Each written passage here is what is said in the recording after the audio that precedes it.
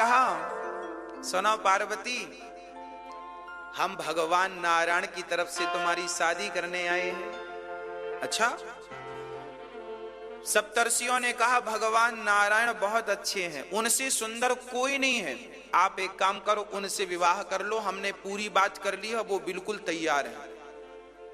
किनसे विवाह कर लो? नारायण से।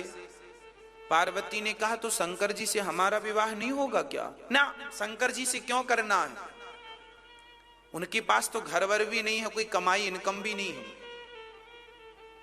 घर नहीं बनवा पाए अभी तक, कपड़े अपड़े भी ठीक नहीं पहनते, आप इतनी सुंदर हो, सुशील हो, कहां वहां बर्फ में ठिठुरती रहोगी? बढ़िया नारायण के पास रहना, अनुकूल वातावरण है, बढ़िया है, वहां का मौसम कोई ठंडा भी नहीं है, गर्म भी नहीं है, और सुंदर है नारायण, बढ़िया। शंकर जी तो भभूति अभूति रमाते हैं। पार्वती जी सब सुन रही थी। अंत में पार्वती ने जवाब दिया, महादेव अवगुण भवन। पार्वती कह रही है, महादेव अवगुण भवन, विष्णु सकल गुण धाम, जेहि कर मनोरम जाहि सन, तेहि तेहि सन का।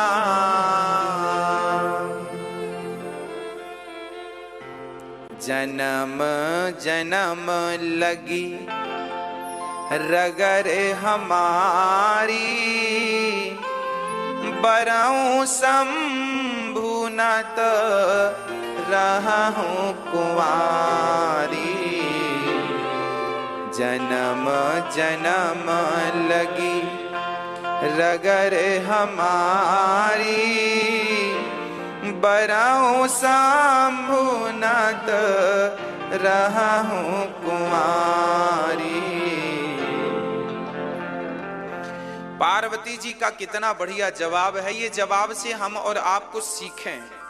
पार्वती जी कहती हैं, आप कह रहे हैं शंकर जी अवगुण की खान है, और आप कह रहे हैं भगवान विष्णु गुणों की खान है, शंकर जी अवगुणों की खान और विष्णु गुणों की खान।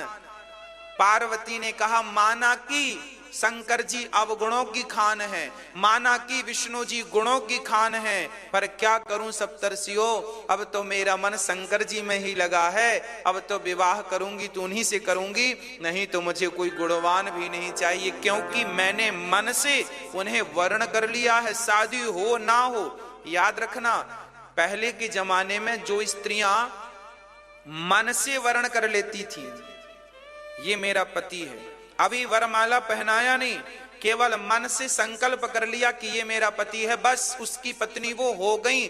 जिस समय किसी पुरुष के लिए ये विचार उत्पन्न हुआ कि ये मेरा पति है, बस वो पति हो गया उसके लिए मन से। अब फिर संयोग कभी होए ना हो, शादी होए ना हो, वही कहती हैं पार्वती जी कि भाई शादी होए ना हो, पर अब हम कुंवारी रह लेंगी, पर उनके ही साथ विवाह करेंगी। अब सप्तर्षि बड़े प्रसन्न भये, बोले ठीक है, हम आशीर्वाद देते हैं कि तुम्हारा विवाह शंकर जी से ही हो और कहीं ना हो।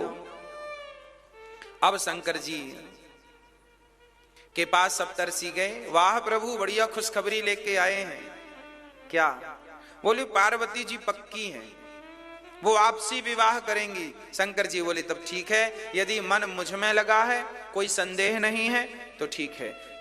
ये हमारे और आपके लिए मैसेज है, शादी वादी करने के पहले ना बहुत अच्छे से जांच पड़ताल कर लेनी चाहिए। शंकर जी भी करते हैं।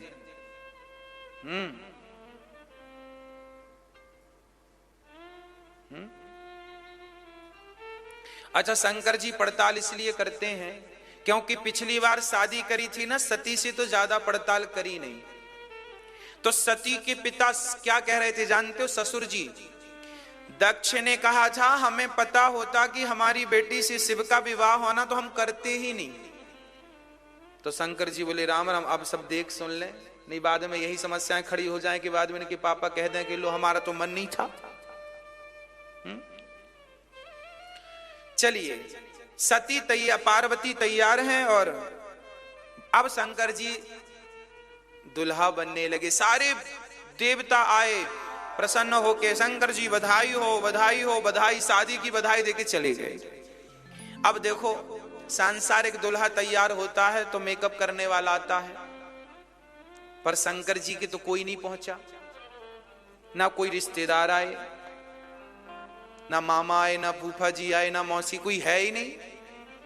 ज्यादा झंझट ही नहीं है। झंझट तो हम लोगों ने बना के रखी है, बाजार पाल रखी है। शंकर जी की कोई बाजार नहीं है। हाँ, शंकर जी अब दुल्हा बनने लगे। कैसे दुल्हा?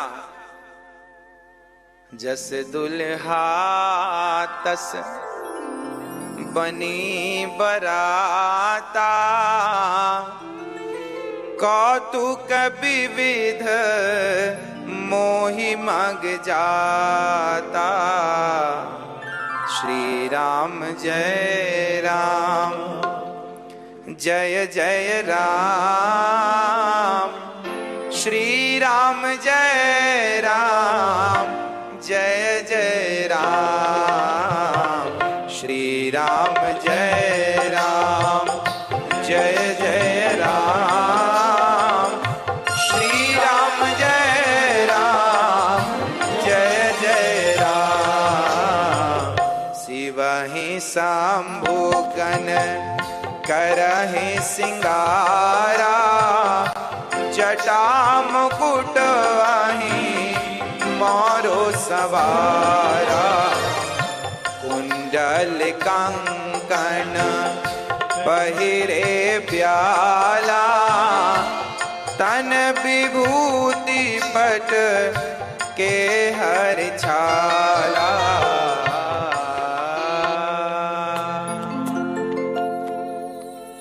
शंकर जी ने जब दुल्हा तैयार होता है ना तो पगड़ी लगाता है सिर मोर। शंकर जी ने क्या किया, सारे बालों को इकट्ठा कर लिया और बालों को इकट्ठा करके उसके ऊपर एक बढ़िया मणिधर सांप को बिठा लिया। सारे बालों को जूड़ा बना लिया।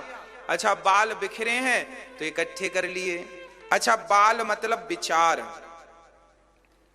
कहने का अर्थ यह है कि जब आपके विचार बिखरने लग जाएं तो विचारों को समेट कर एक कर लेना चाहिए, है ना। ये जो हमारे विचार है ना, ये बिखर जाते हैं, इन्हें आप बिखरने मत दीजिए। ये जो विचारों के बाल हैं ये बिखरने, शंकर जी ने विचार एक विचार कर लिया कि अब विवाह करना है और भगवान का ध्यान करना है।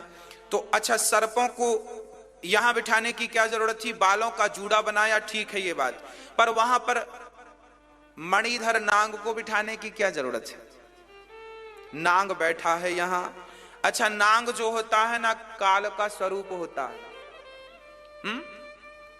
शंकर जी हमें और आपको समझा रहे हैं कि दुनिया वालों, ये कभी मत भूलो कि हमारे सिर पर काल बैठा हुआ है, तुम्हारी प्रतीक्षा कर रहा है। काल को कभी शंकर जी ने सिर पर काल को बिठाया ना, सर्प मतलब काल ब्याल मुखग्रास।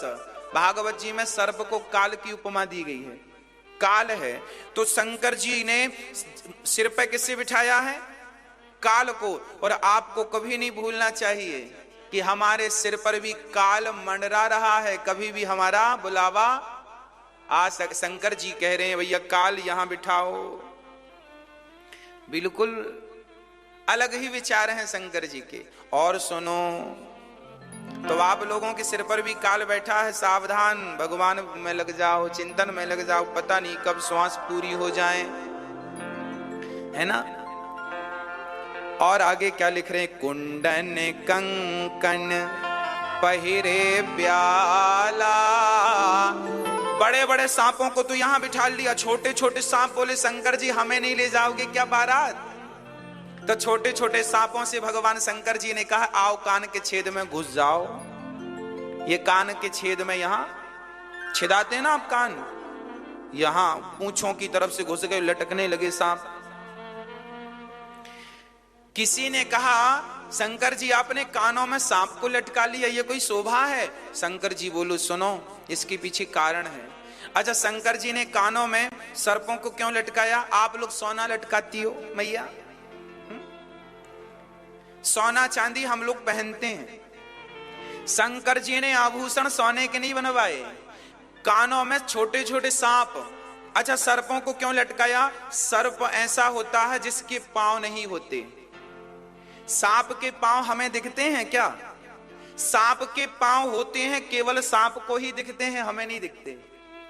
उसी प्रकार बिना पांव के सरकता है कि नहीं, खिसकता है कि नहीं? हाजी, ये जो तुम्हारा सोना है, चांदी है, पैसा है, इसके भी पांव नहीं होते, पर पता नहीं महाराज जी कहां चला जाता है। लोग कहते ना गुरुजी पैसा बहुत आता है पर पता नहीं कहां चला, ये बिना पांव के खिसकता है सांप की तरह। शंकर जी बोले ये आज नहीं तो कल खिसक ही जाएगा, इसलिए पहले से ही ये विचार लेकर चलो कि जो संपत्ति आज आपके पास है कल ये आपके पास नहीं रहेगी। ये पहले से माइंड में सेट करके चलो तो दुख कम होगा। अब आप लोग क्या है, माइंड में ये बात सेट करते नहीं। आपको तो सोना मिला तो मेरा है, मेरा है, मेरा। अरे ये भी सेट करो कि कल को ये तुम्हारा नहीं रहेगा। हाँ, अब आप ये बात सेट नहीं करते दिमाग में तो कल को कोई ले जाए तो आप रोते हैं, मेरा सोना, मेरा चांदी, मेरा ये, मेरा, रोते हैं। पहले से दिमाग में सेट किया होता कि ये आया ही इसलिए है क्योंकि बिना पांव का है, खिसक रहा है। इसलिए शंकर जी ने सोना चांदी नहीं लटकाया, सर्पों को लटकाकर मैसेज दिया कि जैसे ये बिना पांव का खिसकता है, ऐसी तुम्हारी संपत्ति भी बिना पांव के खिसकती चली जा रही है, चली जा रही है।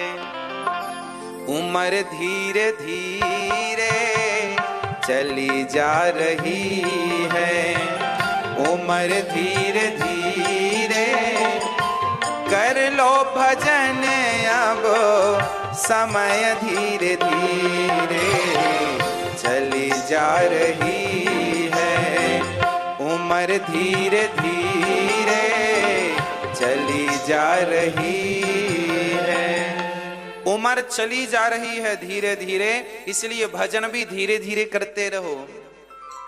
भजन भी जरा धीरे धीरे करते रहो, क्योंकि ये भी धीरे धीरे खिसकती जा रही है। तो शंकर जी ने कानों में क्या पहने? कुंडल कंकण पहिरे ब्याला, तन विभूति। किसी ने कहा पाउडर तो लगा लो, दुल्हा पाउडर लगाता कि नहीं, है ना, पाउडर। तो शंकर जी बोले चलो पाउडर लगाते हैं। भस्मी किसकी? मुर्दे की। एक बार क्या हुआ, एक मुर्दा जा रहा था और सब लोग बोल रहे थे राम नाम सत्य है, राम नाम सत्य है। बड़ी भीड़ थी और बड़ी आवाज जा रही थी। शंकर जी ने ऊपर से सुना, अरे मेरे राम का नाम कहां से आ रहा है, आज कहां से आ रहा, कहां से आ रहा। अच्छा, शराबी को कहीं शराब की सुगंध मिल जाए तो रुक जाता है, गंजेड़ी को गांजे की सुगंध मिल जाए तो रुक जाता है, ऐसे भक्त को भगवान की सुगंध मिल जाए तो भक्त भी रुक जाता है। शंकर जी रुक गए, कहा मेरे राम की चर्चा हो रही है। अब शंकर जी रुके, देखा तो सब राम राम बोल रहे हैं।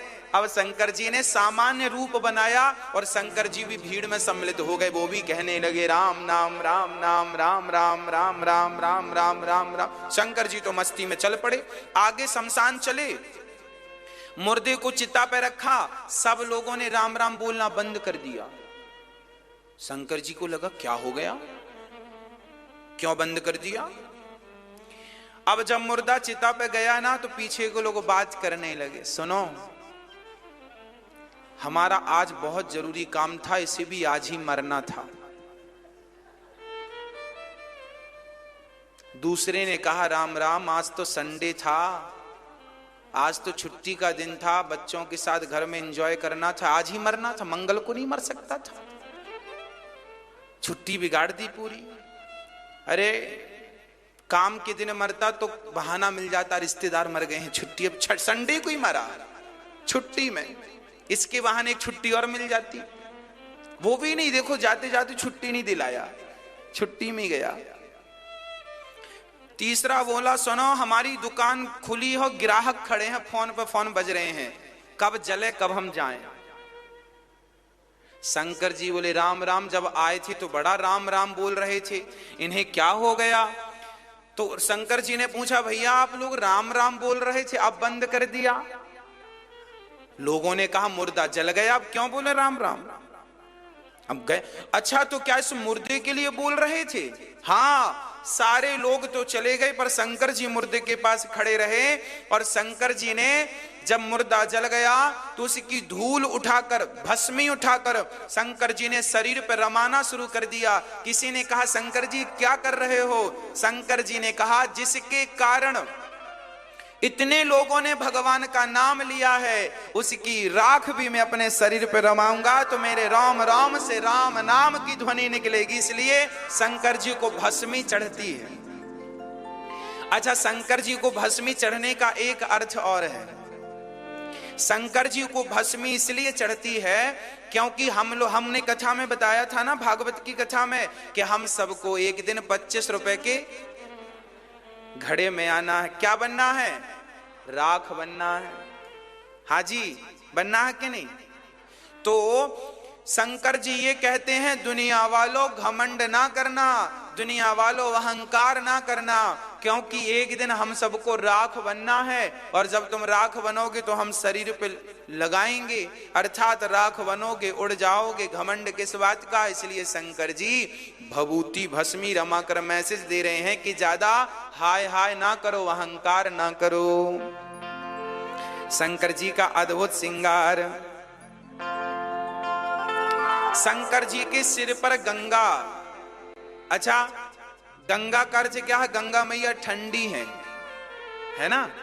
शंकर जी ने सिर पर गंगा को धारण कर रखा है, अर्थात शंकर जी कहते हैं कि दिमाग को हमेशा पांव रखो गरम, वाणी रखो नरम, सिर रखो ठंडा, है ना? 3 चीजें याद रखना। पांव गरम का मतलब है ज्यादा से ज्यादा काम करो, चलो फिरो। सर्दियों में सभी को गर्म पानी में पांव डाल लेना चाहिए, बाल्टी में पानी भर लो गुनगुना सा, और बूढ़ी माताओं को, बूढ़े पुरुषों को गर्म पानी में पांव 15 मिनट डाल के रखना चाहिए। इससे क्या होता है? इससे लकवा इत्यादि बीमारियां नहीं होती, है ना? बहुत सारी बीमारियां कंट्रोल में रहती हैं। खासकर बुजुर्गों को करना चाहिए। आप सभी वृद्ध माता पिता, रात्रि को ठंडी ज्यादा है ना, सोने के पहले 10 मिनट के लिए गुनगुने पानी में अपना पांव डाल दो, फिर पांव निकाल कर पांव में सरसों का तेल लगाकर बढ़िया से सो जाओ। सोते समय मोजा नहीं पहनने चाहिए, है ना? चलते फिरते दिन में भले पहन के रखो, रात्रि को सोते समय उतार देना चाहिए मोजा, ठीक है? और पांव में बढ़िया नारियल सरसों का तेल लगाकर गर्म पानी से पहले सेको, फिर तेल लगाकर फिर विश्राम करना चाहिए। सर्दियों में विशेषकर बुजुर्गों को, ताकि आप स्वस्थ रहें और आप अच्छे रहें, कथा सुनते रहें। आप अच्छे रहेंगे तो कथा सुनते रहेंगे, है ना? तो शंकर जी के सिर पर, अच्छा, दिमाग को ठंडा रखना चाहिए। माताओं को गुस्सा बड़ा आता है ना? तो आप लोग ना ठंडा, आप लोग भी गंगा मैया को सिर पे बिठाया करो। अब तो शंकर जी की बात